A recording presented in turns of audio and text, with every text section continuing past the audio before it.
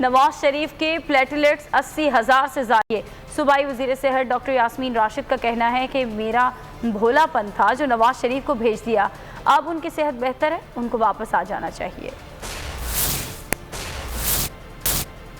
हमने तो उनका इतना अच्छा इलाज किया कि उनके प्लेटलेट्स बढ़ के 80,000 पे गए थे जब वो यहाँ से तशरीफ लेके गए थे, क्योंकि वो ट्रैवल ही नहीं कर सकते थे अगर उनके लो प्लेटलेट्स होते। अफसोस से कहना पड़ता है कि वो कुछ कमिटमेंट्स हमसे करके गए थे कि जी मेरा इलाज हो जाएगा, मेरी तबीयत ठीक हो जाएगी, मैं वापस आ जाऊंगा। और मुझे सबसे ज़्यादा अफसोस इसलिए होता है कि मैंने उनकी बात पे यकीन कर लिया।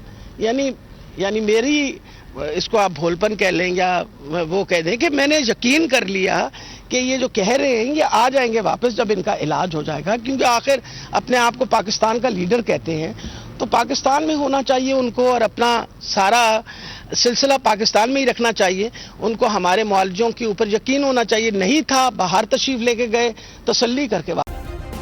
सब्सक्राइब करें और बेल दबाएं ताकि कोई खबर रह न जाए।